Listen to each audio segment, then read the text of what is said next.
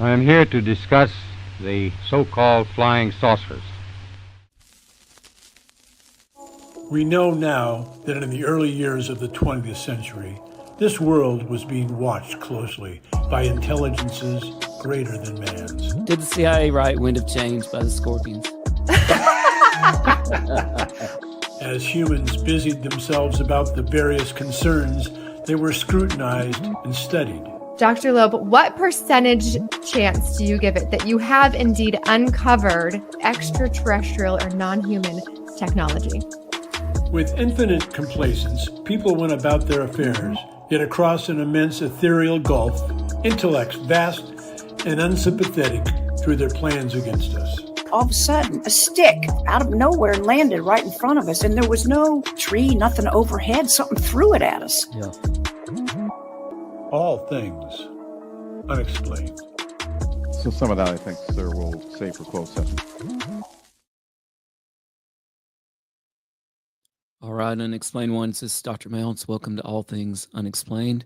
This is Thursday, May 1st, 2025. I'm going to start the Understanding UAP Science, National Security, and Innovation House Oversight and Accountability hearing from the beginning and just let it roll. So here we go from the beginning. Enjoy.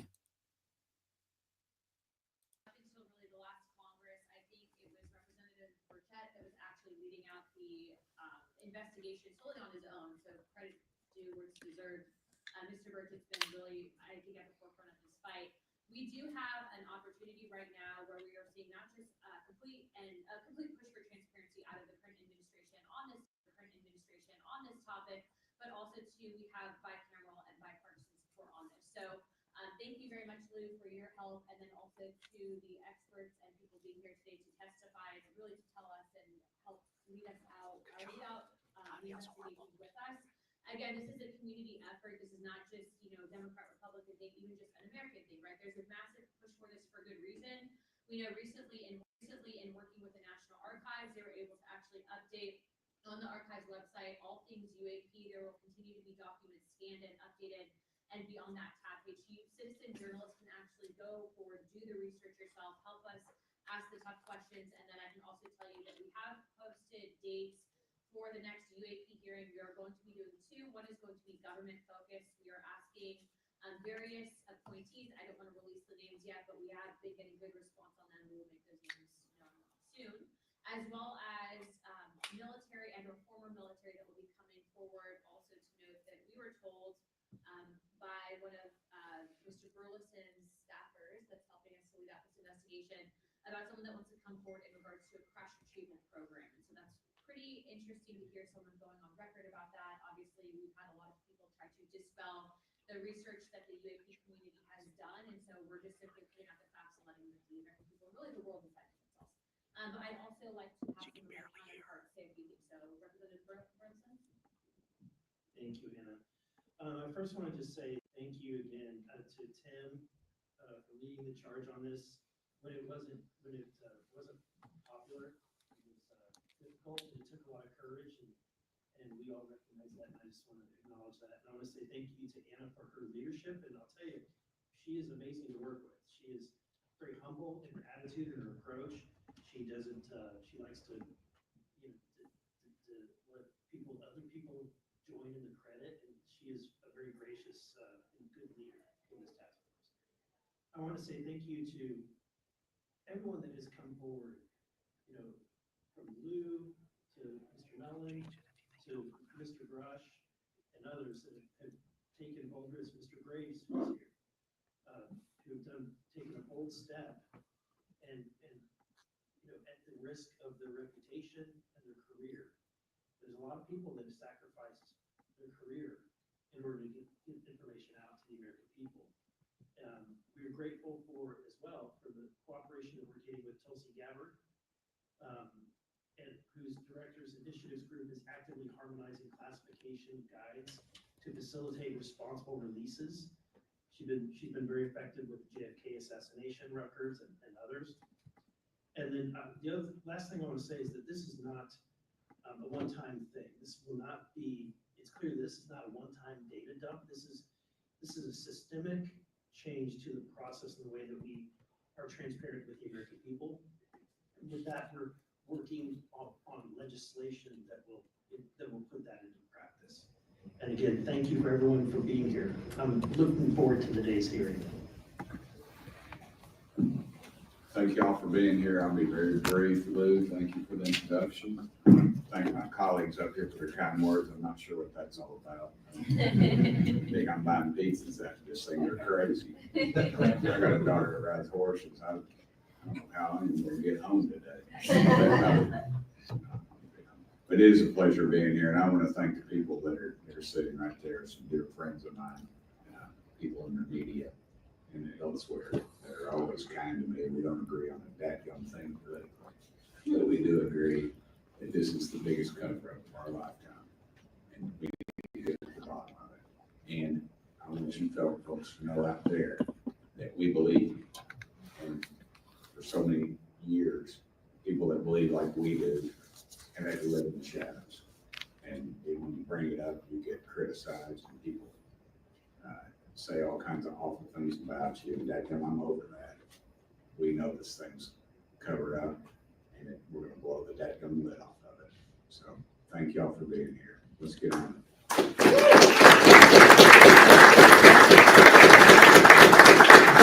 What I'd like to do is, because time is precious, especially for the members, obviously they have a real job to do.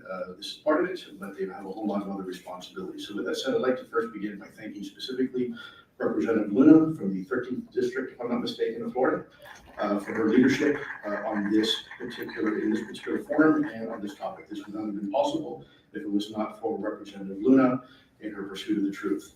She has served her country quite honorably, and her husband as well. If any of you have been in the military, may have run across him.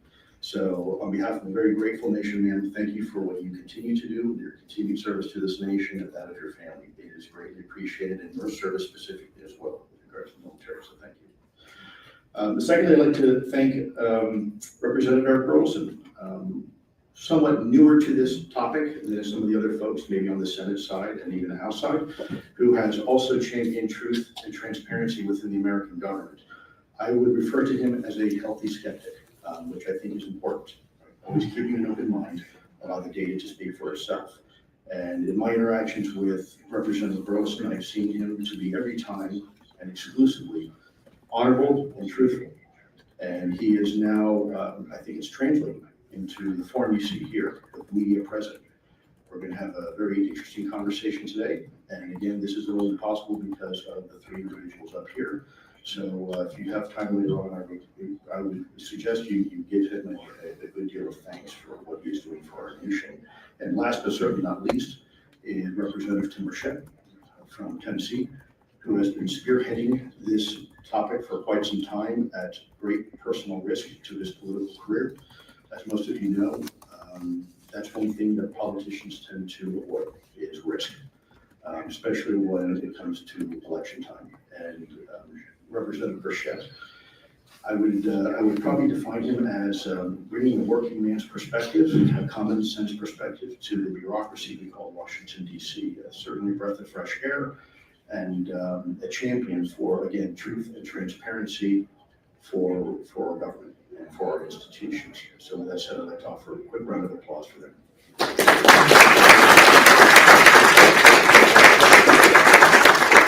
Secondly, I'd like to thank the esteemed panelists that are with us here today. Can you all hear me okay in the back?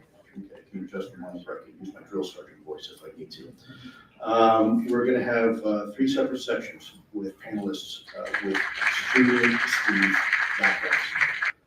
I'm not sure there's ever been assembled a panel like this in front of the American people. And I don't say that lightly because I've been part of a lot of meetings, a lot of sensitive meetings, both in the intelligence community and within the national security apparatus. We have elements from academia, elements from the scientific community, elements from the national security arena, elements from the intelligence community, all speaking here today to you about what they know regarding the UAP topic.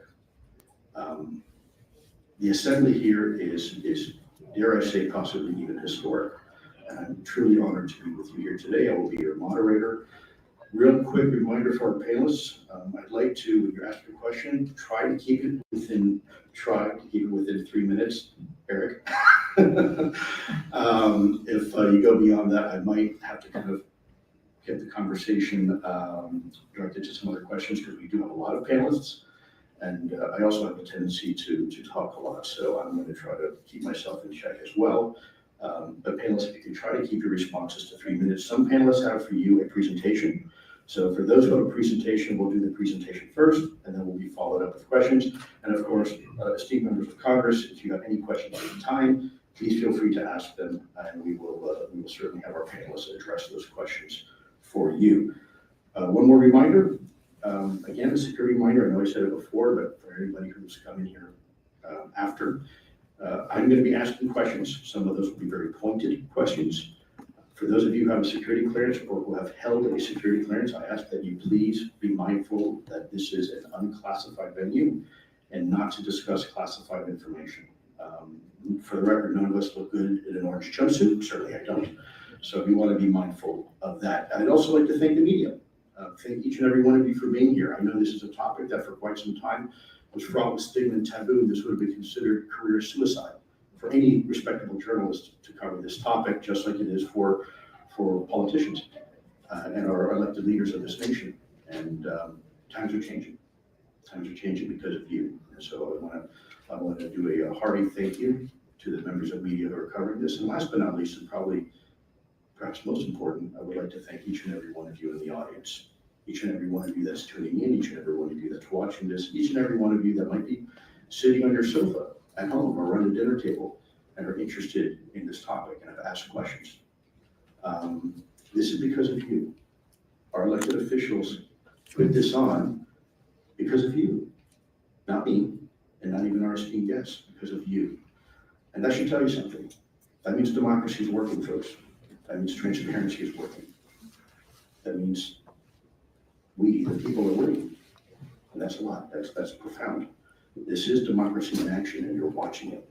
So I want to thank each and every one of you, and I also want to thank real quick the staff here on Hill that helped put this together and coordinate this. I know it's a bit of a zoo, but thank you so much for being patient with us and helping us with the audio visual and the media and the seating. It is very much appreciated. So with that, let's go ahead and begin, shall we?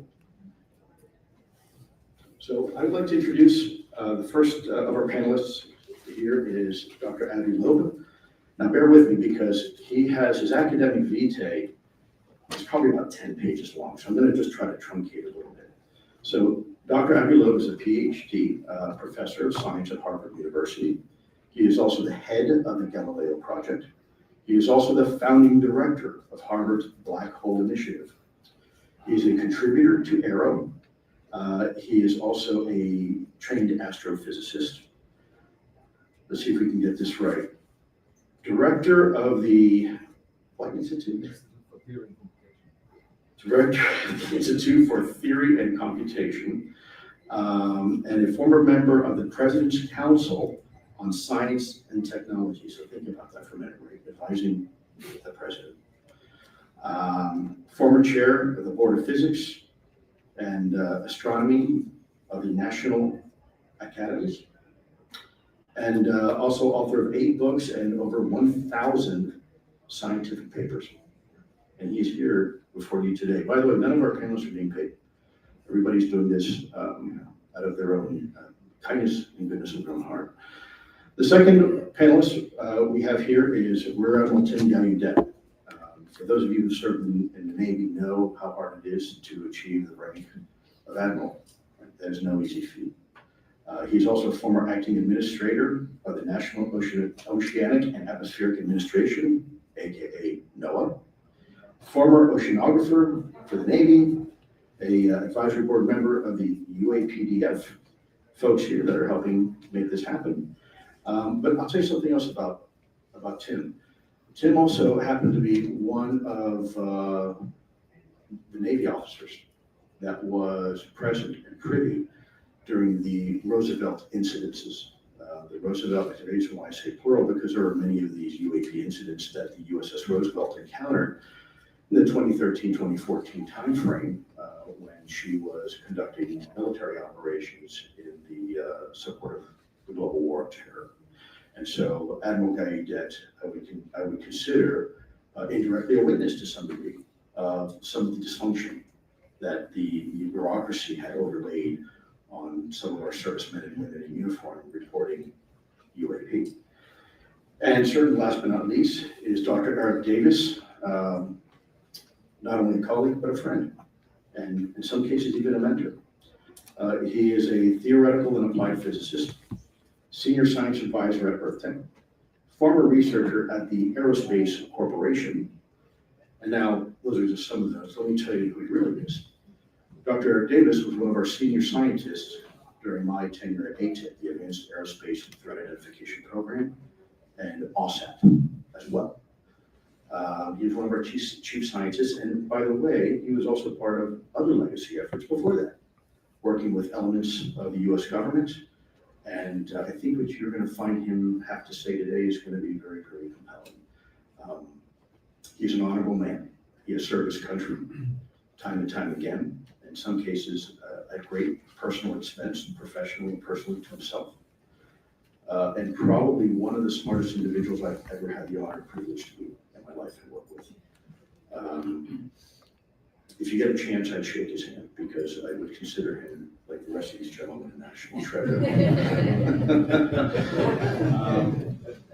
And I think, like I said, what he's going to tell you today is going to be very interesting. So this is why I do the reminder of 3 minutes, because even myself, I would love to just let him roll for about 3 hours.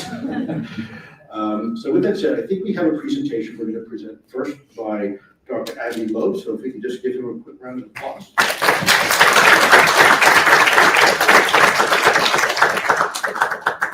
Thank you so much. It's a great pleasure to be here. Let us be honest. There are objects in the sky that we don't understand. That's not the first time that we don't understand something. You know, our knowledge, scientific knowledge, is an island in an ocean of ignorance. We don't know what 85% of matter in the universe is. We call it dark matter, but we invest billions of dollars figuring it out over the past half century. We haven't yet figured it out. My point is simple. We should invest $1 billion in figuring out what is in our sky. And that means developing artificial intelligence algorithms, software, that would help us analyze data from state-of-the-art sensors. And in one case, if all of these objects are produced by humans,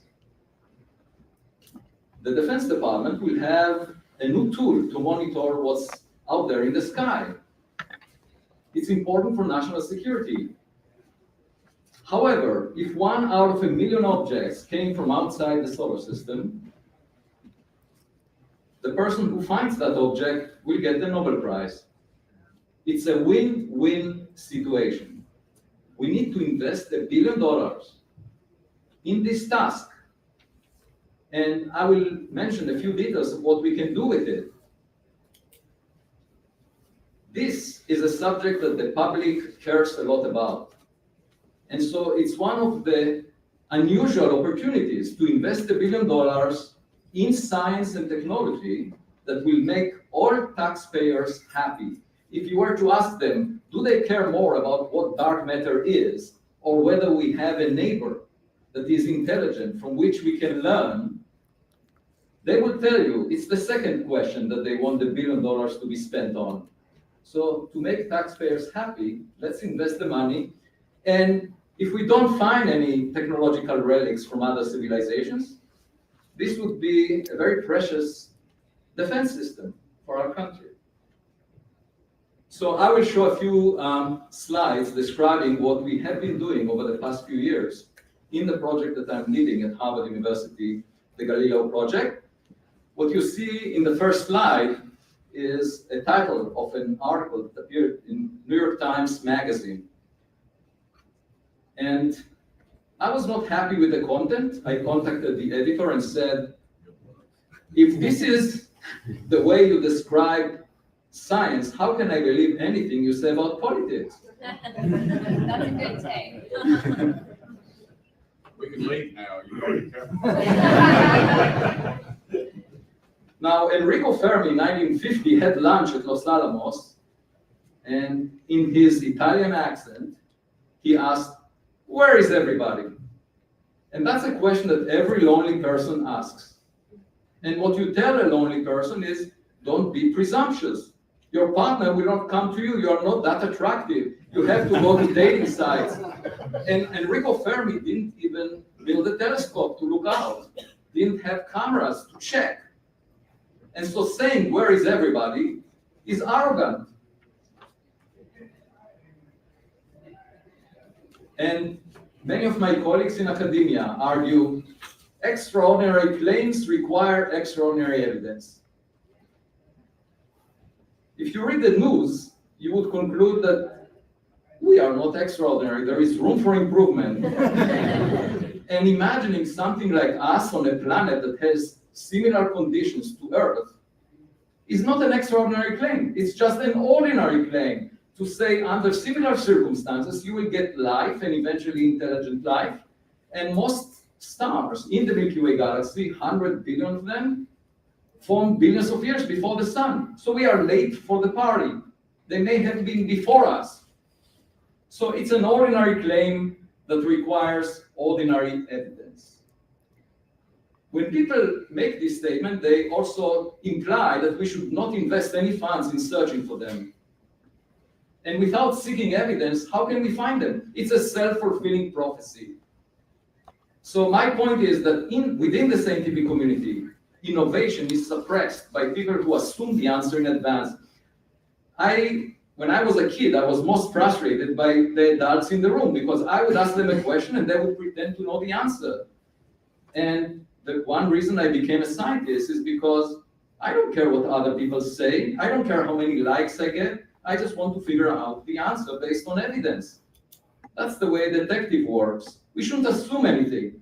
But if we don't collect data, we will never find anything new. Now, another important point is new scientific knowledge doesn't fall into our lap. To find the Higgs boson, the CERN invested $10 billion in the Large Hadron Collider. To find the first generation of stars and galaxies in the universe, the scientific version of the story, the biblical story of Genesis, we had to invest $10 billion in the Webb telescope. I was one of the people in the first advisory committee, the design, back then the next generation space telescope. My point is, in order to find something new, you need to invest resources, time, and effort. It's a lot of work. You can't just sit on your chair and figure out the answer the way most people do. And just to give you an example, we are familiar with objects that have a positive mass. We are also aware that the universe is not just expanding, but its expansion is accelerating. So we see evidence for negative gravity that is repulsive, pushing the universe apart. And if we have access to a negative mass, just like there are positive and negative electric charges, if we put a negative mass next to a positive mass, the total mass would be zero. This object would float under gravity. And you won't need any fuel to move it around. So when they look at Starship, our best rocket, whoever has an access to a negative mass would laugh at it. We are putting most of the mass in the fuel of the rocket. It's a huge, gigantic thing. And if they had access to a negative mass, that would not be necessary. You would just use the payload plus the negative mass that balances it. Just to give an example of something beyond our knowledge, if negative masses exist or not, we don't know if you can bottle this dark energy that fills up the universe. Thank you. Now, the Galileo project at Harvard University was established a few years ago, and it followed the first report from the Office of the Director of National Intelligence to Congress. And I suggested also to NASA just around that time that they should look into that. This is a subject where the intelligence agency cannot really make a lot of progress on because the data is limited. So why not build observatories monitoring the sky? The sky is not classified. Astronomers have been looking at the sky for a while. The oceans are not classified. We just need sensors and then analyzing the data with the state-of-the-art AI software. That's all we need. So this was not happening. And I'm not happy with looking at past reports, because when you look at past reports, you have very limited data. And you can't make a lot of progress. If the data is fuzzy, you can't really get it to be crispier. But if you have a working observatory that monitors the sky all the time, all the oceans, and you see something unusual, you can try and collect better data. And therefore, I always say, the best is yet to come. If we were curious enough, and that's what we should be, we can collect data, forget about the hundreds of reports from the past, and have a collection of millions of objects that we look at. That's what the Galileo project is about. And in the future, we can get very good data with equipment that was never tried before, because astronomers usually focus on a small part of the sky and look at things that are far away. They ignore objects flying overhead. And the Galileo project has developed an observatory at Harvard University first that monitors the sky in the infrared, optical, radio, and audio. And as of now, we are actually doing triangulation. We have multiple units that look at the same object from different directions so that we can figure out the distance, the velocity, the acceleration of the object. That's extremely important. And we are building additional observatories, one in Pennsylvania, another one in Nevada. Hopefully by the end of the summer, we'll have 3 observatories collecting data on a few million objects every year. And I say, even if 1 in a million is of extraterrestrial origin, that would be the biggest discovery that humanity ever made. It would mean that we have a partner. We shouldn't assume anything about the neighbor, but it would be useful to figure out what they are capable of, because we can do better.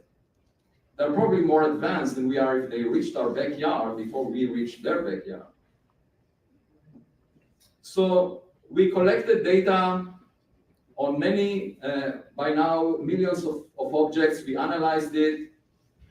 And obviously, we are happy to share the data with whoever is interested.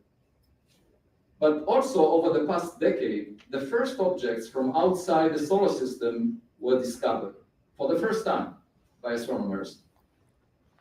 There were 3 of them. The first was identified by US government satellites that are monitoring the Earth for any ballistic missiles being launched by adversarial nations. And in 2014, they noticed an object that collided with Earth and exploded with a fireball that released 1% of the Hiroshima atomic bomb energy.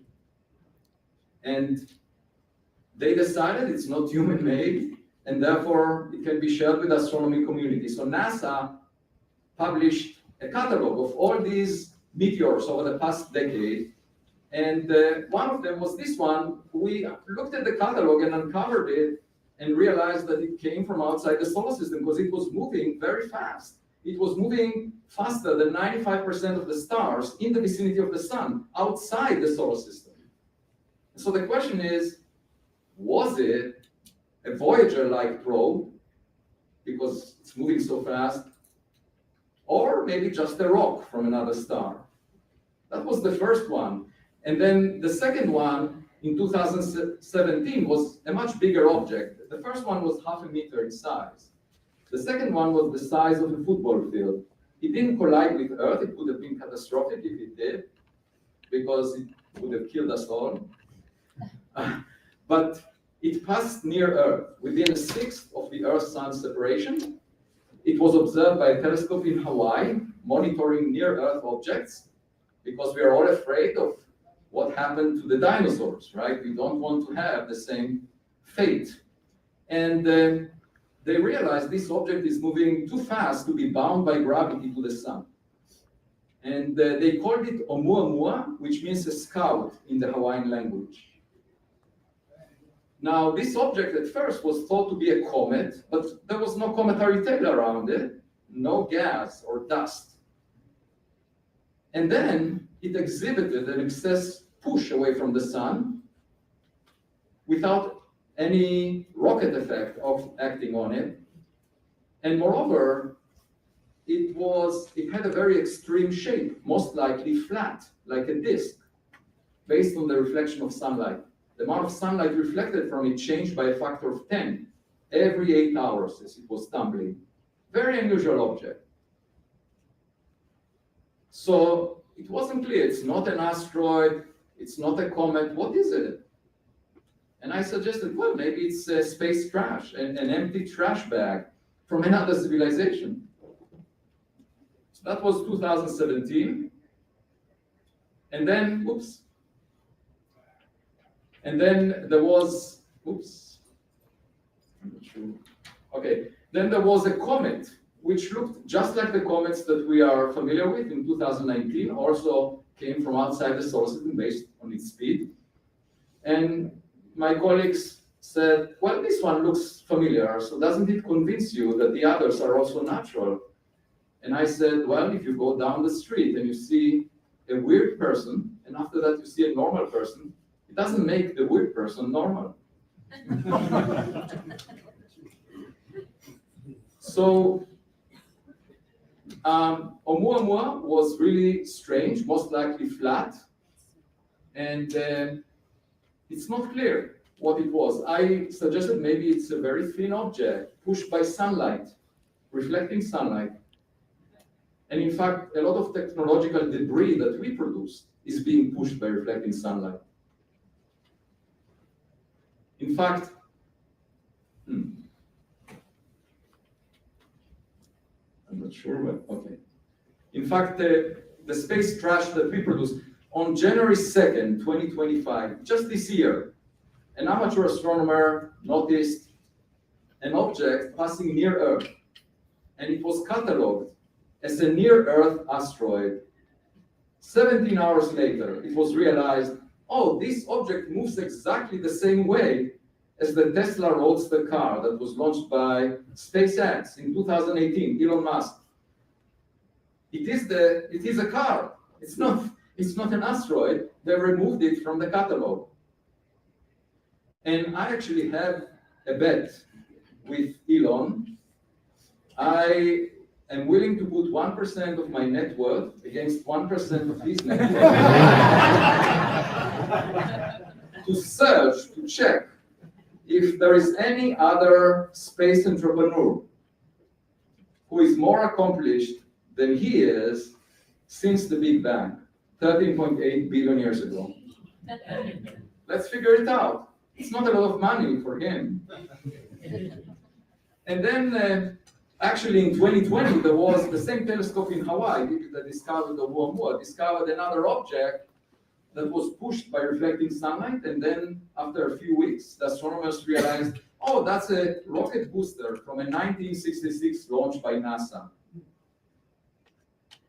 So we know that some of the objects that are unusual, being pushed by sunlight, are human-made. The question is, who produced Oumuamua?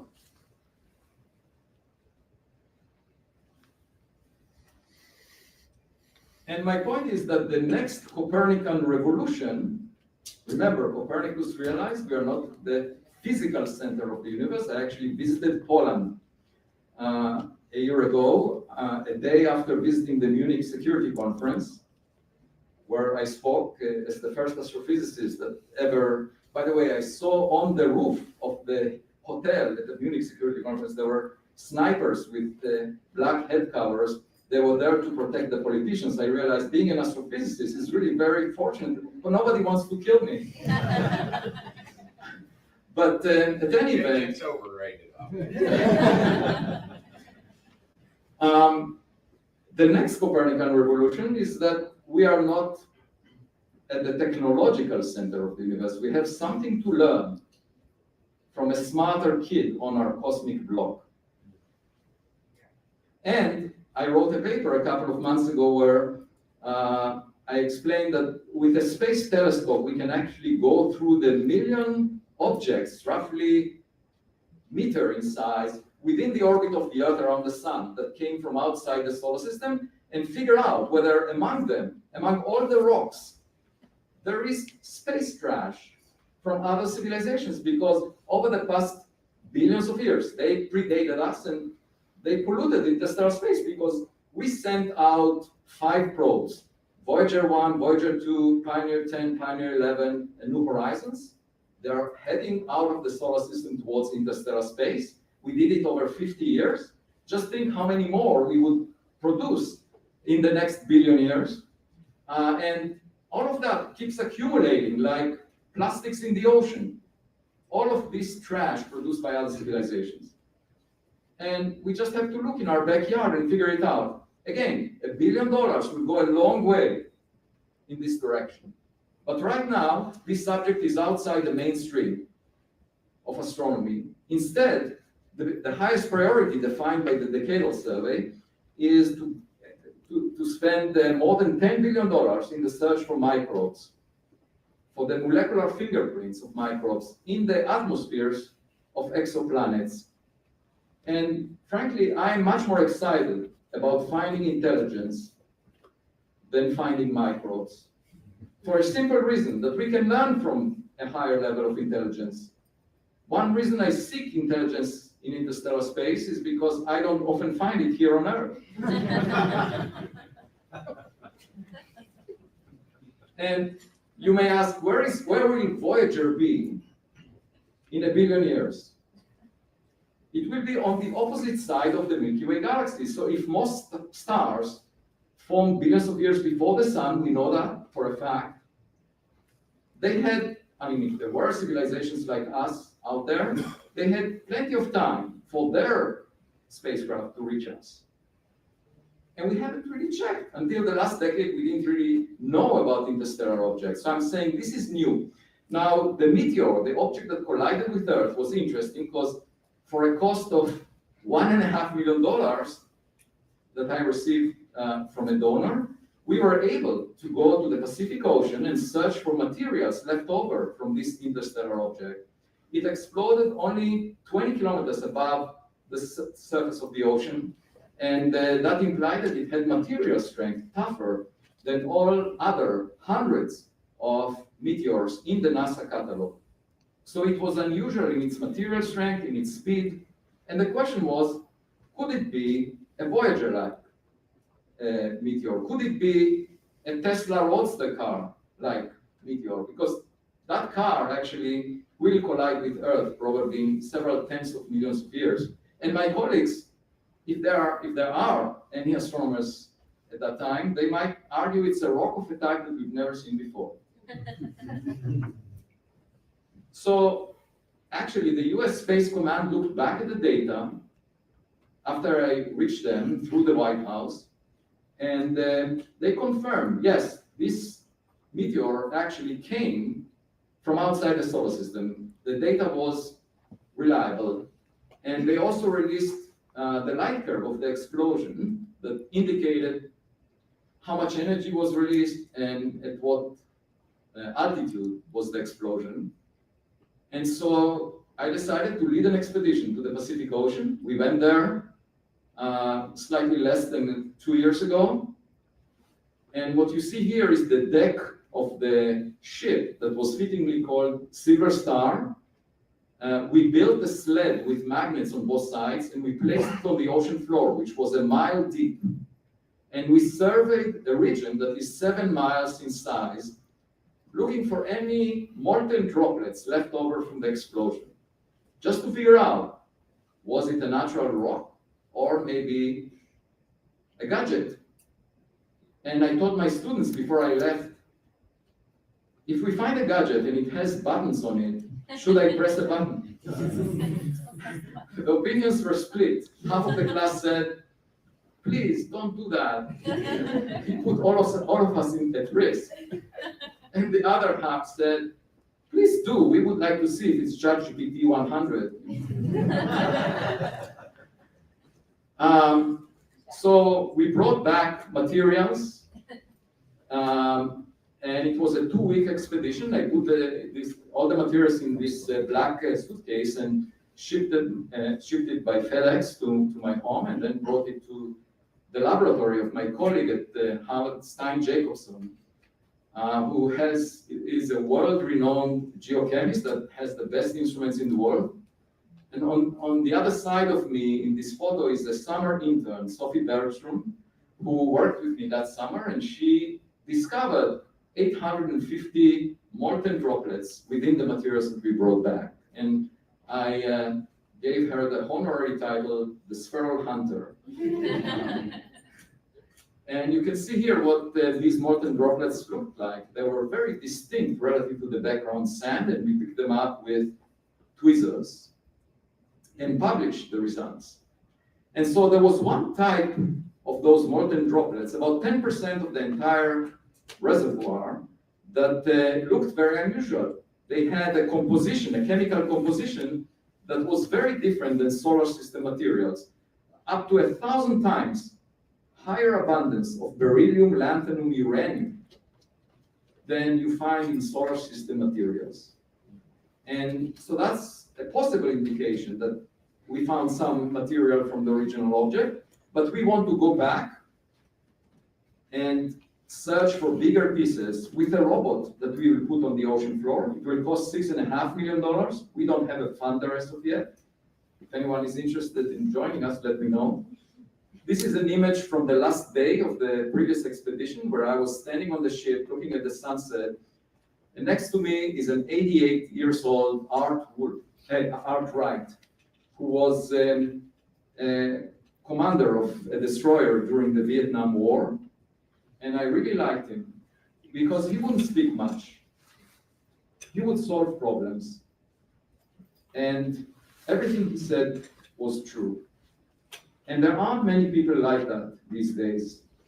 What you find most often are people that are virtue signaling, that are trying to impress you. That's partly the culture of social media. But this mission was a success thanks to art. And he reminded me of my father. I really liked him.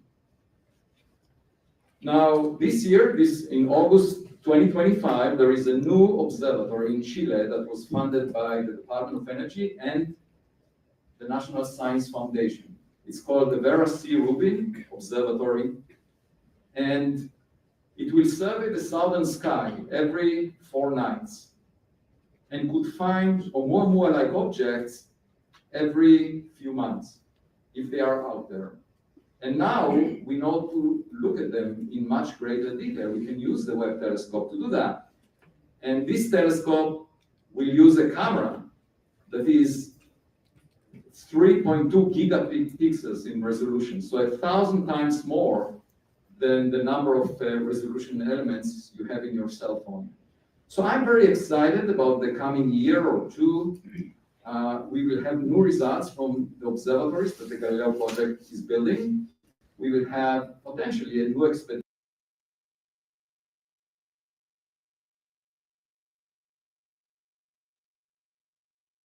where we can look for bigger pieces of this first interstellar meteor, and the Rubin Observatory might find more Oumuamua-like objects. But if we really want to make fast progress, we need more funds. If I had $100 million or $1 billion, I know exactly what needs to be done. And we can get much better understanding of our cosmic neighborhood. As I said before, the software that we developed would be of great use to the Department of Defense. Thank you.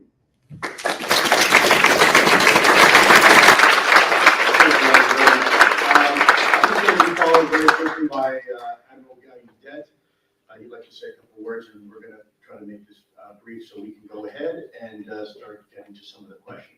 Sir, over to you. Thank you very much. It's great to be here, and Representatives Luna and Burleson and Burchett. Appreciate you giving us all an opportunity to share what we want to share and say what we want to say about this important topic of UAP. So I'll be about 5 minutes here, maybe a little less, but today I call on the American scientific enterprise to mainstream UAP research and development. And to do that properly, I should first begin by assessing the current state of UAP research. There are a few brave individuals and organizations conducting such research, including Professor Avi Loeb through the Galileo Project at Harvard, Professor Diana Pasulka at UNCW, Drs. Gary Nolan and Peter Skafish at Soul Foundation with Stanford University, Professor Jeffrey Kripal with the Archives of the Impossible at Rice University, and the Scientific Coalition of UAP Studies. But these are by far the exception. For UAP research and scientific study is shunned by the American science community writ large. Even with dozens of credible former military witnesses coming forward, writ large. Even with dozens of credible former military witnesses coming forward, as well as legislative action from Congress in recent years, the stigma remains too great to jeopardize the reputation, promotion potential, and tenure of those in academia. To better understand this resistance, it might be useful for me to describe the state of climate science in this country, where the complete opposite is occurring. As a former administrator of the National Oceanic Atmospheric Administration with a PhD in oceanography, I have studied the changes occurring in our Earth system, and while they are indeed significant, and I am by no means a climate denier, climate change is far from the existential threat that the mainstream media and some in the science community claim it to be. A false narrative has been propagated that global warming caused by anthropogenic greenhouse gases is the cause of every severe weather event on any given day. This is mainly the result of a large number of scientific studies that employ extreme and implausible emission scenarios. Lacking the expertise to critically evaluate such studies, the average citizen has readily accepted such misinformation. Conflating every extreme weather event with climate change is imprecise, incomplete, and incorrect. The most glaring examples come around every hurricane season, for which satellite data over the 50 years shows there's been no trend upward or downward of these storms. The same goes for wildfires, where news coverage always links climate change to their occurrence, but wildfires have actually been decreasing in this country. So even the Intergovernmental Panel on Climate Change has been unable to conclusively detect changes in extreme weather and climate event frequency and intensity. However, saying that we are not in fact in a climate crisis is heresy to the mainstream media and the global science community. This is the situation with UAP, but in reverse. Ample evidence, even congressional testimony, attests to the scientific validity of UAP. But the response by members of the scientific community has been either A, to bury their heads in the sand, or B, to make faceless mockery of the courageous contrarians like Professor Loeb who seek the truth. Why is this so?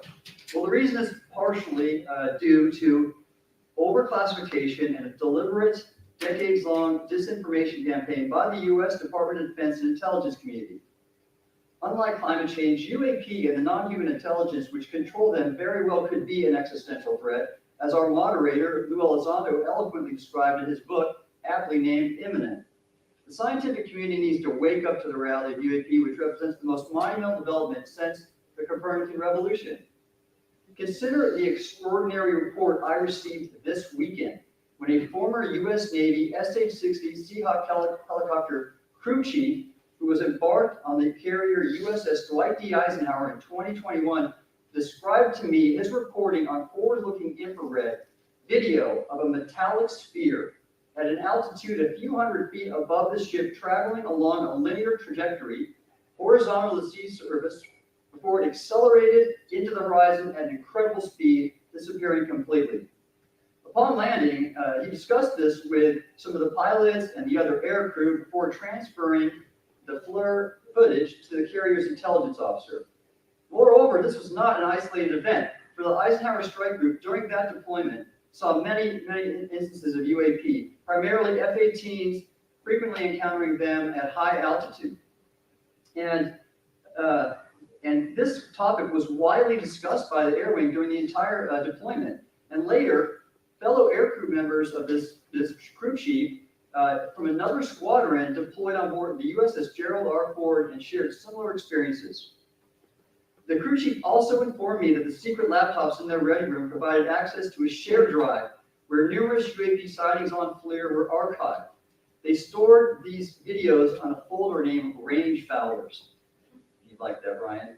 And his commanding officer and safety officer were aware of these incidents, but there was an unspoken understanding not to discuss them openly in the ready room. I have spoken to others that are still in active duty, and their sightings of UAP have become so numerous that they are desensitized to the phenomenon.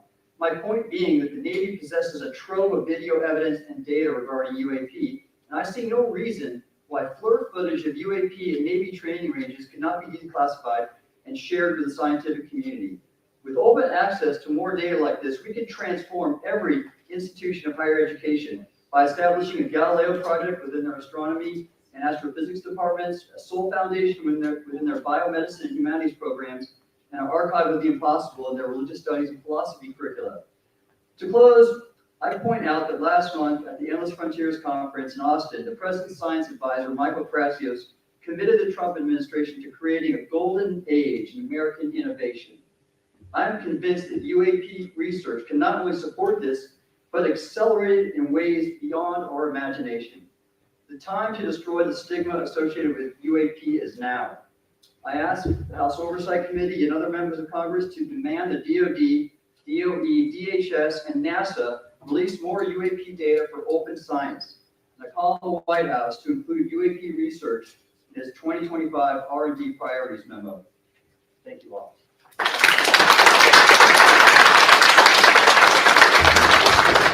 Thank you very much, I will comment.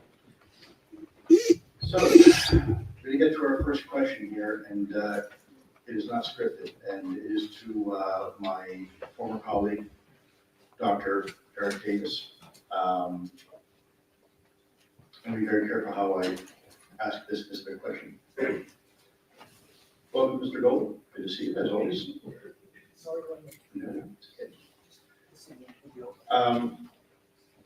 Dr. Davis, I know your background and I know your work in our former program, the Advanced Aerospace Threat Identification Program. I also know to some degree some of the history and firsthand experience you have on UAP. I believe that this committee and the esteemed members of Congress and the American public would love to hear, to the degree you're able to discuss it, the direct access you had. For those who don't know, Dr. Davis was, and I'll let him answer this, it was submitted into the matter of record for Congress a couple years ago, the Wilson Davis memo. It was alleged that he was the author of it. And if you don't know what that is, I encourage you to look it up. It has been entered as a matter of public record in the congressional record, and it is extremely significant. This is the man. I won't say he did or he didn't, I'll let him tell you, who authored that potentially. And furthermore, I know has had involvement in the UAP program, specifically from a crash retrieval perspective. Now, I'm going to be mindful here. Dr. Davis, please be careful of security classification, but do you mind sharing, to the degree you're comfortable with, your involvement with information related to crash retrievals and your experience? Sure. No, good. Thank you. I'm an astrophysicist and also what Mark Jones at NASA and I call the breakthrough propulsion physicist. We worked at breakthrough propulsion together from 1996 to 2002, and then we continued after that to develop a book that we published with the AIAA Press in 2009, Frontiers of Propulsion Science. So my background is in advanced deep space and interstellar space flight, mostly faster light propulsion through the use of general relativity theory and quantum field theory, as well as advanced nuclear propulsion, like nuclear fission and nuclear fusion. And beamed energy propulsion, which I worked on as a principal investigator for the Air Force Research Lab at Edwards Air Force Base. So I've got quite a broad background. And I began my work in UFOs, or UAP, starting in 1996, when Robert Bigelow hired me to work with him as his director of aerospace physics and astrophysics at the National Institute for Discovery Science. And that was a pretty transformative job for me, because as a physical scientist, I'm seeing for the first time odd phenomena. I'm investigating it using forensic science techniques in the field, interviewing witnesses, collecting data.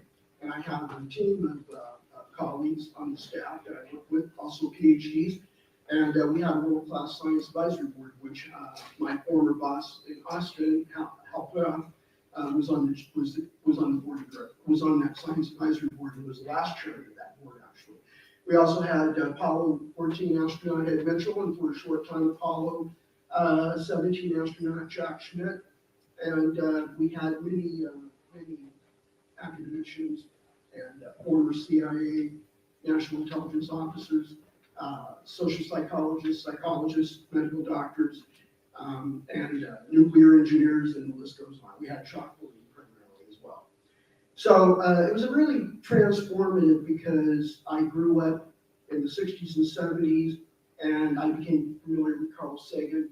Carl Sagan and Strong Report Page co-authored a book called UFOs, A Scientific Debate, which was published by the AAAS Press. The AAAS is the American Association for the Advancement of Science, and Science is their prestigious journal that they publish. And so that was a prestigious publication.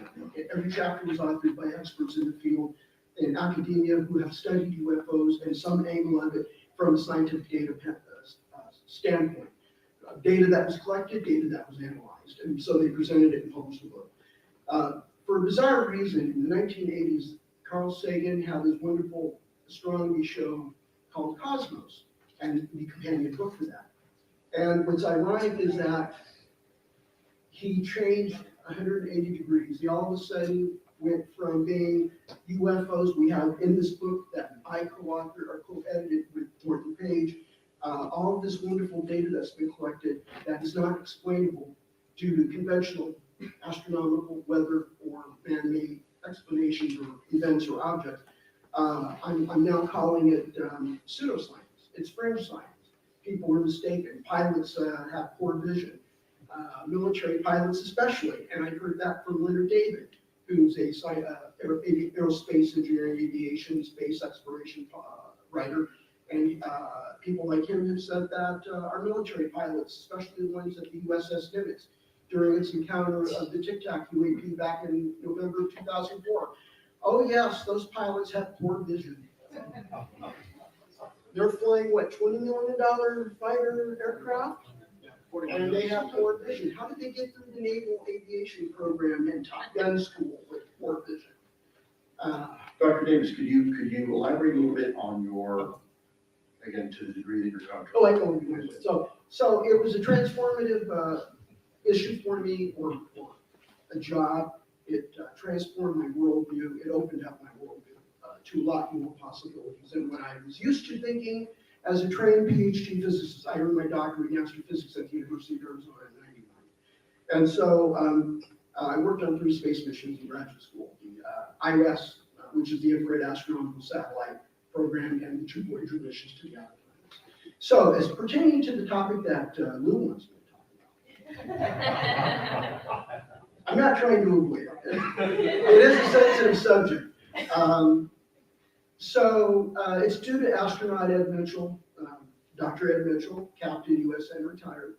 Because of him, and I won't go into a long story, but it's because of him that I got on the trail of looking for the so-called legend within the UFO community. The retrieval of crashed or landed UAP craft, or UFO craft as they were known back in those days. And by the way, UAP, the term unidentified aerial phenomenon, goes back to the 1940s even.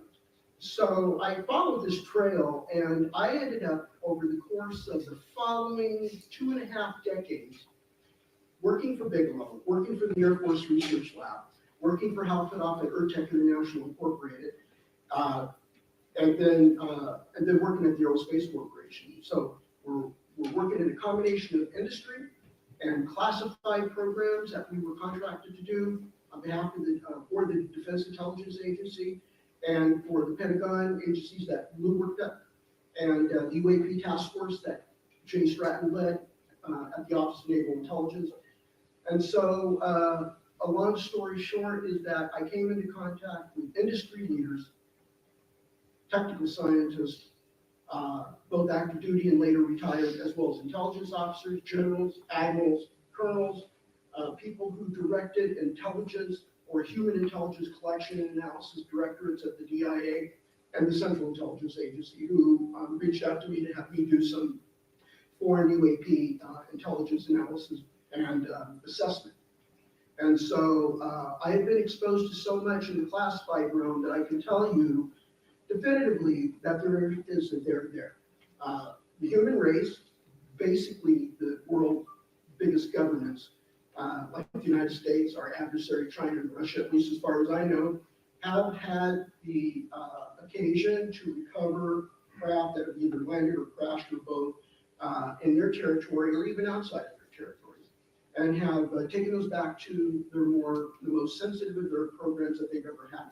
These programs are even more sensitive and more well hidden than the Manhattan Project was, or the modern nuclear weapons industry and the U.S. military and the Department of Energy programs to maintain and upgrade and modernize our nuclear weapons arsenal. And so this is one of the most well hidden programs. It is hidden from congressional oversight and always has been. And it was hidden by the action of President Eisenhower, who instituted presidential emergency action directives during his administration. These directives are not shared with Congress. They are classified. And when the Freedom of Information Act was instituted in the 70s, those are not subjected to the Freedom of Information Act request.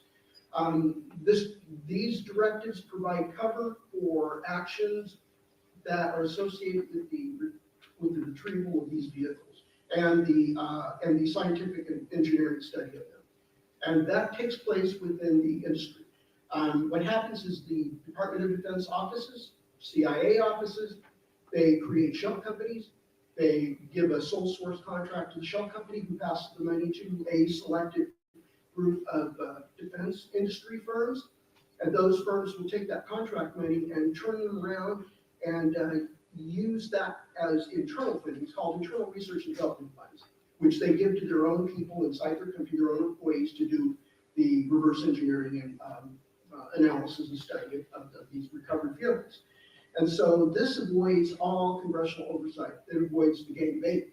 And it's one of the most clever techniques used to hide it. And as far as I know, only one 4-star general and one 3-star admiral were able to locate these programs. And that's about as much as I can say. They located the programs and they uncovered them. One got a lot of resistance and hostile reception and was told that he found who he was looking for. They were who they were suspected of being. Yes, they were a UFO, UAP, crash retrieval and reverse engineering program. The other one had a lot more political power behind him because of his stature as a 4-star general. And he was able to get into the program and use his authority and his access. I think they call that a super user. The super user has access to all special access programs. So he had his capability to be able to look into that whole thing. I was fortunate to meet Dave Dresch at the behest of Jay Stratton. Dave was a NRO liaison officer to the UAP task force, and Dave was working for his boss at the NRO, which was situated in the second floor skiffs of the Aerospace Corporation building in Colorado Springs. And I was assigned to work at the Aerospace Corporation facility in Huntsville, Alabama, because I was supporting NASA's Space Nuclear Propulsion Program office. So Jay put Dave and Dave's boss and I together, and I briefed them for 2.5 days, just a week before COVID struck. And Dave took all of my classified and proprietary information of all the investigations I did at NIDS, AFRO, and working for helping up at ERTEC, and he took that data and ran with it. And what you now know, the aftermath of that was his classified whistleblower complaint to the IG of the IC. And so there is a there. We have had this program going on in various guises, various code names. Code names change roughly every 3 years. They often shift around to the major office and programmatic reorganizations for presidential administration, or maybe every 5 to 10 years in some cases. And so these things are very old. They come in, they gone, but they're still around.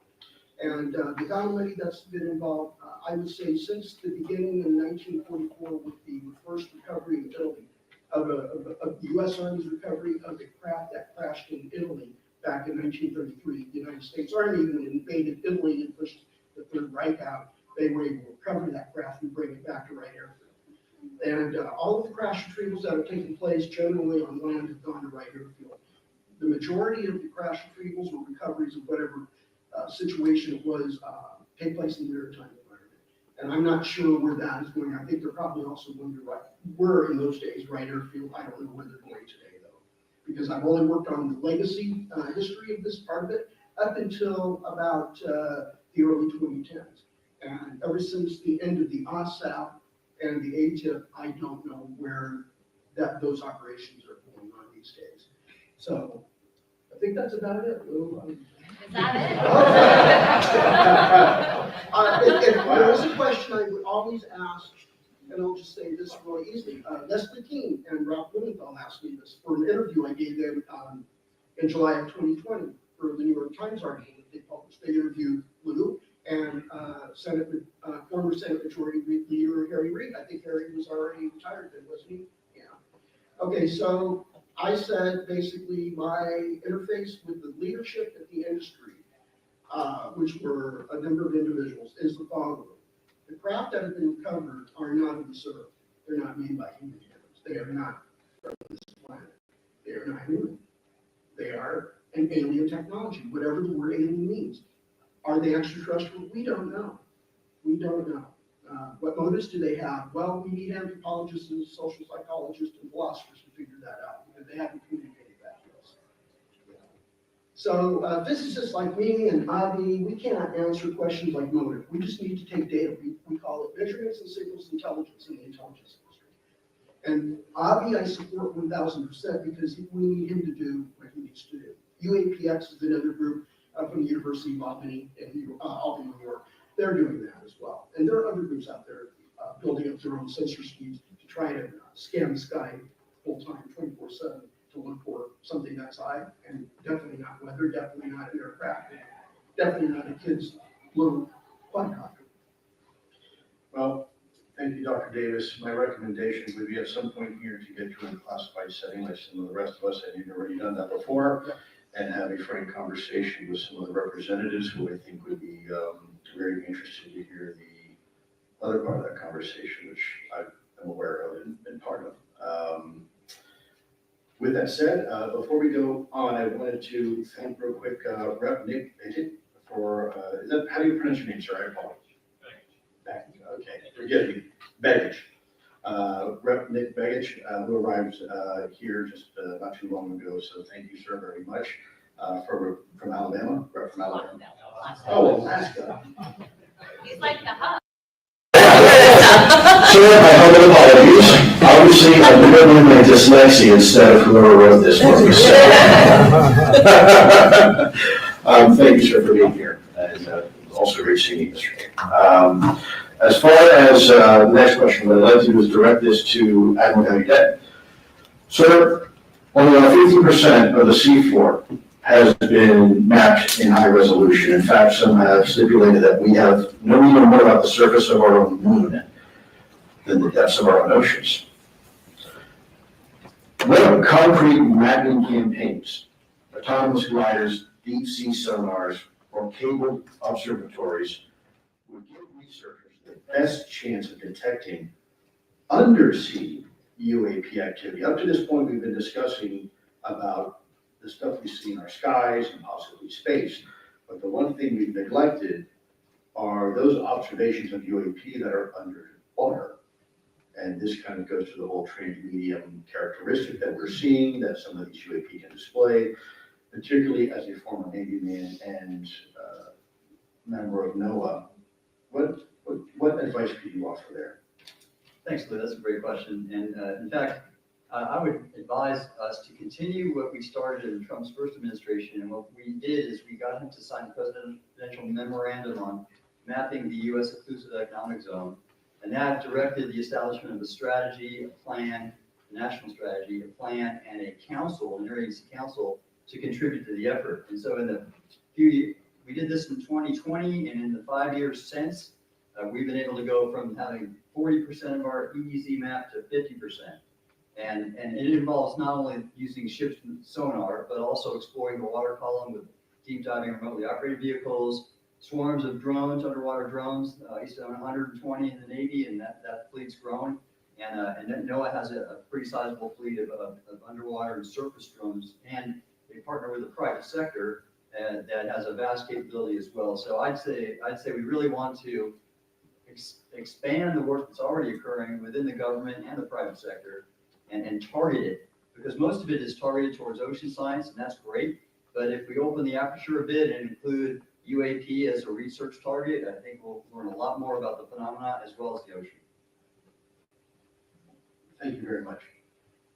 The next question we have is geared towards Dr. Avilov here, and my question for you, sir, is what is your recommendation for the new generation of scientists who want to enter into this field of study but don't know exactly where to begin? Yes, I actually gave up on the senior members of our community, and I have great hope that the young generation will approach it without any bias, because science is all about evidence and curiosity. And we lose that when we become the adults in the room. So for the young people, in fact, I was asked to establish a Galileo Observatory in a new stem cell campus that will be built in Indiana. And I'm very excited about that, because those high school students and fledgling scientists would be unbiased. They would look at the data and try to figure it out. That's the way science should be done. And very often, if you assume something, if you say there is nothing out there and you are not looking, then obviously that's a self-fulfilling prophecy. So I very much hope that the young generation will approach this subject without any stigma, without any prejudice, without any bias, because it's of great interest to national security. And even if it has nothing to do with what lies outside the solar system, we need to figure it out. Maybe other nations have technologies that we are not aware of.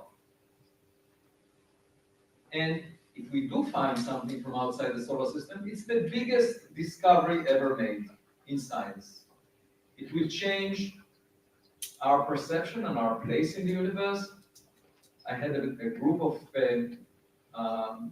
religious people that came and they belong to Christianity Today, an organization, and they asked me, what would be the implications to religion? And I said, well, I have 2 daughters, and when the second one was born, I didn't lose any of my love to the first one. So imagining that God can only attend to one civilization is very limiting.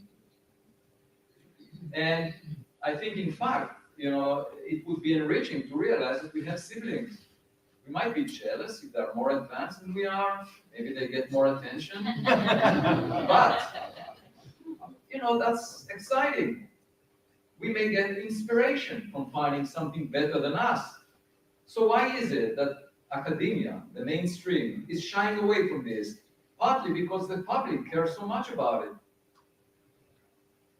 And, there are lots of statements that are not correct, that are being made by people who have no evidence. But that should not be a reason to avoid this subject. We should study it, and young people, I think, have the ability to figure it out. If we have the resources allocated to the research, we'll figure it out. We have the equipment. It's much more exciting than figuring out what dark matter is, whether there are microbes on exoplanets, which probably exist in any warm water environment similar to Earth. I'm willing to bet that there are microbes, but I don't care much about them.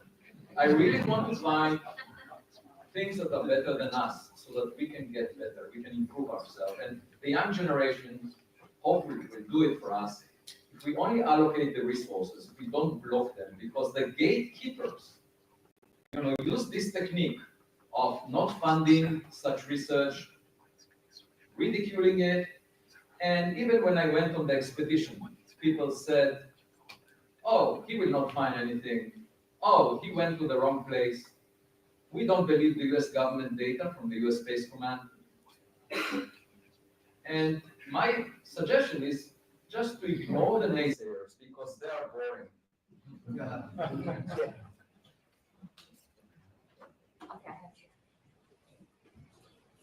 All right.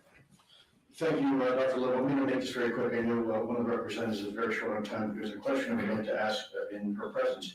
The question goes to Dr. Davis. We've had discussions at length in certain settings, in formal official settings you know I've been part of, where we talk about exotic material. I think it might be very helpful to the degree you can. Can you please explain what makes exotic material that has been recovered from the U.S. government exotic? What makes it different from atomically and chemically? It's actually a very simple answer. It's the way it's fabricated. It's the way it's fabricated. That's what makes it exotic. It's not a new element that's never been discovered and placed on the periodic table of elements. No. The materials are in the periodic tables. They're either radioactive isotopes that we already know of, or they're any of the other non-radioactive, non-actinide elements on the table. It's just the combination of the materials is unusual. It could be that you could say that that's exotic, but it's the composition, it's how you build the craft, the materials that form the craft and everything inside the craft. It's quite exotic because one of the company's leadership was a young material scientist when he graduated with his doctorate in material science from one of the universities in Illinois back in 1970. And he was hired by Ben Rich to work with him and a team at Skunkworks. That was the Advanced Projects Development Agency, I think is what Lockheed Aircraft, I think, called it back in those days. So, so basically, this is what he was telling me. He's an advanced material scientist, and he said, well, we could use the best diagnostic equipment we had back in those days, which was 60s, 70s, 80s, and 90s, and we could see the elements through mass spectroscopy that compose these structures. But when we look at how they're composed and structured, it's like nothing we've been able to fabricate on Earth. We've never been able to reproduce it on Earth. And we have no extrapolated engineering or physics technology to tell us or inform us on how we could possibly learn how to fabricate this on Earth. So they understood that it's the combination of the elements was very unusual. It's counterintuitive, but it's the way the materials are fabricated. That's what makes it exotic. Excellent. Thank you very much, sir. Next question is going to go. If I can go. Yes, ma'am, absolutely. Floor is yours. Yeah, so thank you for you guys coming today. I have to get going, but I am charging Burleson and Burchett to be here and continue on while I am not here.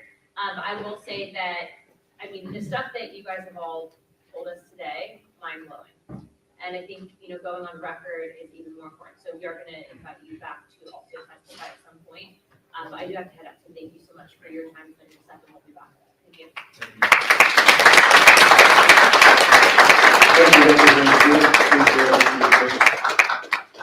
Okay, so the next question is going to go to Admiral Guyudet. I've got a long list of questions. We're obviously not going to get to them all. We have to try to stay on track. So it's probably going to be my last question for this. And we can go on all day, but we've got two other panels we have to get through. And there's going to be some new information for you. Last question before the break. Admiral Guyudet, I know that you were privy to the incidents regarding the USS Roosevelt. In fact, there's another distinguished guest we have with us here today, Ryan Graves, who's a pilot, who has been very helpful informing Congress about some of the air safety issues because he himself has come up close and personal with one of these objects, whatever they are. Could you please provide a brief synopsis on your experience, and more importantly, what was the reaction by certain elements within the Department of Defense and some of your frustration that you experienced regarding that reporting, that type of reporting?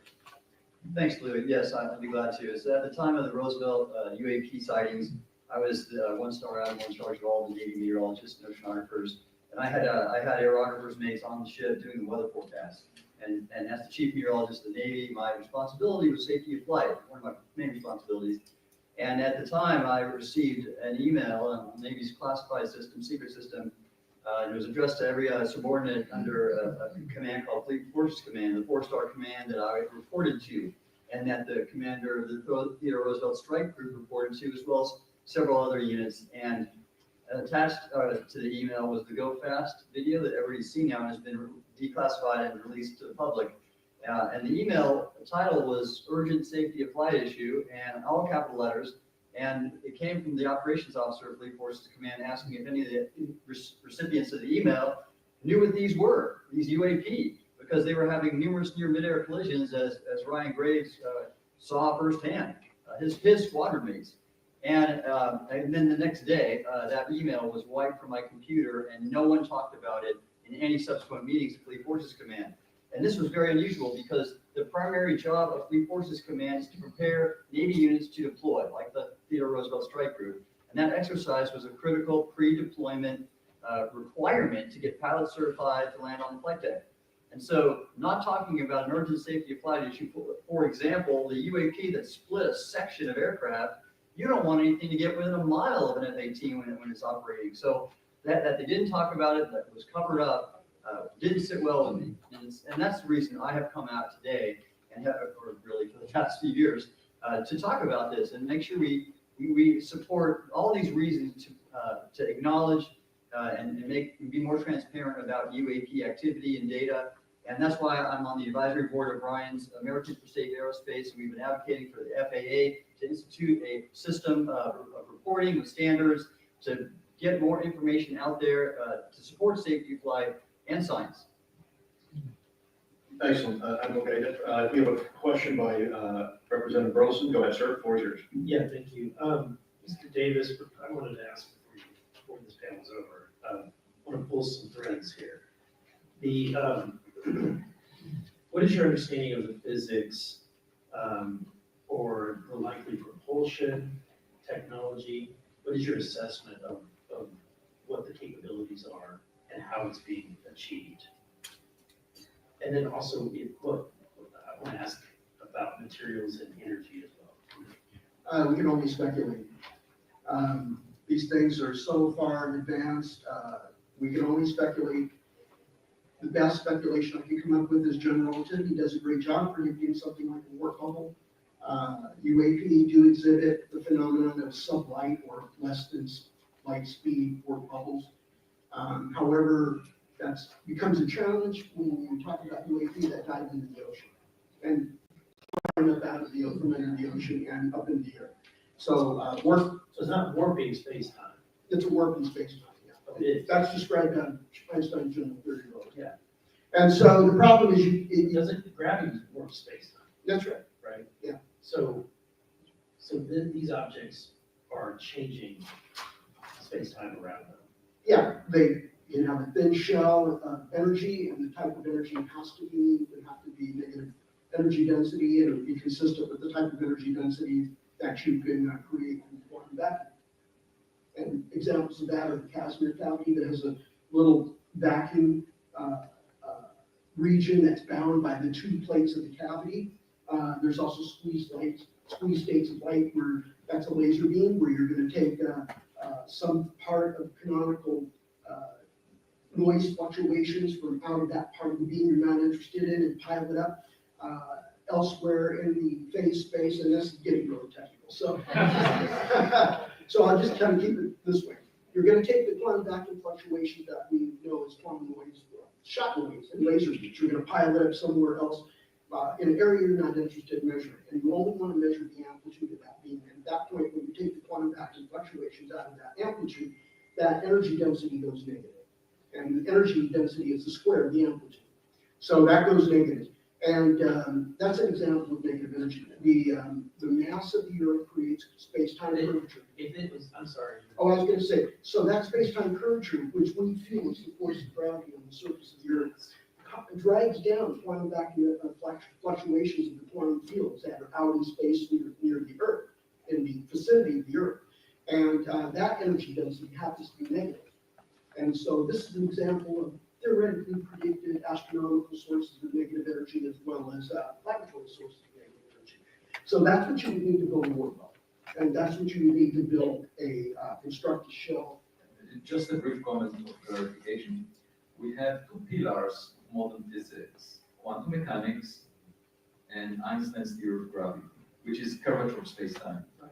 We don't have a reliable theory that combines That's right. quantum gravity. So what we are hearing is speculation we do not have the knowledge to figure out if you can create curvature of space-time out of negative energy density because we have never mastered this technology. We don't have an understanding of that. So it's possible that, a millennium from now, we'll have those quantum gravity engineers. That's possible. Currently, we're just like too primitive technologically to figure it out. The question is there something in possession of government that the scientists should look into? And I would love to help government figure it out because it may guide us about the theory of quantum gravity if we have something. Yeah. So we have good ideas about these things, and we can speculate on what the best approach to take to build a work level or the show negative energy that will create a terrestrial world, which would be a shortcut through space-time between two distant things. But we have craft in our possession. There are no physicists literally working in those programs. So basically mechanical, aerodynamics, aerospace, thermal control engineers, electrical engineers, and material scientists. And material science is a part of engineering often. Usually kind of overlaps chemistry as well. And they've never had a physicist like him or I. They've never had an applied physicist or an experimental physicist. And so they are really lacking in the ability to understand how these things work. Sir, the legacy program has been very insulated and insular, so unfortunately, it's a bit of a, forgive my approach here, but a bit of an incestuous community. There's not a whole lot of outside involvement because it is so highly classified, and that's been some of the frustration and I think challenges, technologically speaking, because we haven't been able to recently apply new talent, new ideas, new theories to what may be, what the U.S. government may be in possession of. What about the energy potential? The energy is a question of how much. Things we're seeing, right? Yeah, I haven't been able to access that. Dr. Davis, can you talk for a moment, sorry, about the Nimitz incident, the calculations for the object to go from 80,000 feet within less than a second, 50 feet over the water? What type of energy requirement are you talking about? Hundreds of times the total electrical energy produced in the United States annually. That's the kind of energy that is representative of the observed features and performances of UAP craft, especially the Tic Tac that the Nimitz encountered in November of 2004. And so it's hundreds and hundreds of times what the United States produces annually in electrical power. And so that compares really well with interstellar spacecraft that would travel relativistic or ultra-relativistic being anywhere from 90 to 99% of the speed of light. The energy is astronomically huge. So these craft, I don't have the security clearances I need to know to get access to the technical details, but I am made to understand that the craft are consistent in size with the Tic Tac, even double in size of the Tic Tac. That would be up to about 100 feet long by 50 feet diameter of that type. Boomerang-shaped craft, arrow-shaped craft, triangular-shaped craft, and so forth. The biggest ones that had been observed, especially that we investigated at Nimitz in 1999, involving Scott Air Force Base. That one was a 600-foot long craft, and it was about roughly 100 feet tall. And so they don't have possession of craft like that. I've never been told that. It's usually the more manned scale. Something they couldn't do. Yeah. So we might be able to. Yeah, so we can only speculate. I know Jim Kasky wrote in his book, I don't remember the title of it, but anyway, it was co-authored with Colin Keller, who I worked with at NID, and George Knapp of KLAS TV in Las Vegas. And so Jim mentioned, and Jim was the program manager for the AAS, the OSAP, the AAS WAP, I think it was. And so basically he described in his book, somebody, I don't know if it was him because he never, I think he said it was him, went inside one of these craft that he had access to, and they couldn't recognize any propulsion or power devices or systems inside the craft. It was completely unusual. Travis Taylor and I have speculated that possibly they're teleporting energy from a remote distant location where the energy is produced and it's teleported to the craft. And that's how the craft can move around without having to carry propellant or a rocket engine or an advanced warp drive engine on it. That's one possibility that we speculated on the material. So what what you have me thinking is carbon can take multiple forms, right? And are you saying that that is the same with other material, other elements? The way in which what we found is different forms of these elements that we have. It would be different elements, it'd be different combinations of the elements. And isotopic ratios as well, correct? Yeah. So you're going to have a variety of, whatever structural part of this that came off of UAP, and I don't know because I didn't have this, way better knowledge of SAP access, I only have TSSCI. So at the SCI level, I was informed that there'd be combinations of elements from the periodic table, combinations of their isotopes. So you have a variety of elements as they naturally occur, or some isotopes of them mixed together in a certain way, and then they're structurally built in a very unusual way that even today we have no equivalent or analog to. So this is about as much as I was given information at an SCI level. And then, do you have or can you comment on whatever species have been piloting these craft? How are they large? Are they multiple species? Are they like, what is their size, and how many are usually on a craft? They're typically the multiple species. People are familiar with the Greys, the Nordics. People have talked about reptilians and insectoids. It's not that they're reptilian or insectoid, it's that they resemble to the recipient of reptile or insect type humanoid, because they have this a head and 4 limbs and torso. So large, small? Human size, human scale. And are there how many are crewed? Well, the Greys I'm familiar with from investigating the crash at Corona, which is misnamed the crash at Roswell. It's not the crash at Roswell, it's the crash at Corona in Mexico. Those were Greys, those were 4 foot tall. And the Nordics are typically human size, probably actually 5, 6 feet tall. And same with the people who mislabel reptilian and insectoid, they're roughly that top height too. I haven't heard anything about anything 7 or 8 feet, 9 feet tall of that nature. So, dinner.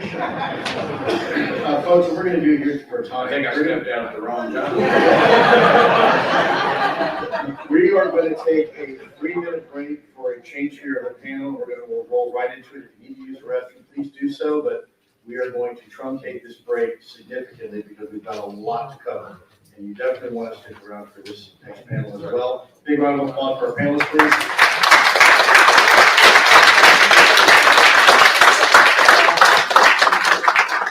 Some of these folks are plane to catch, so they might have to get out of here quick.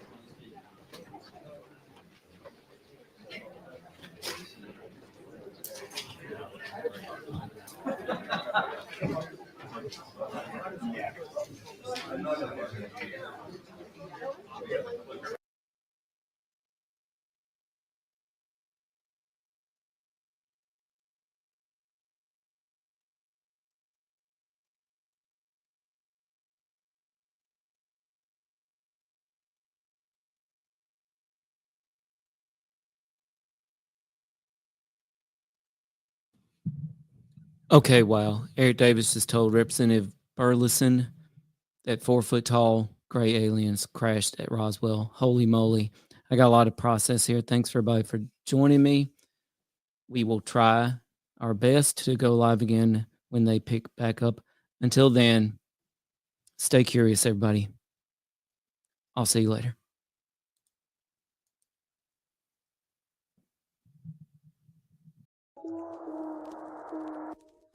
All things unexplained.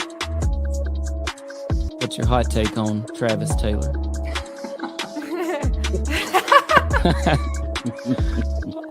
I've got an exclusive for you guys if you want it about the Alaska. We do. Okay. Dr. Taylor was revealed to be the chief scientist of the UAP task force with the Pentagon. So some of that, I think, sir, will save for closed session.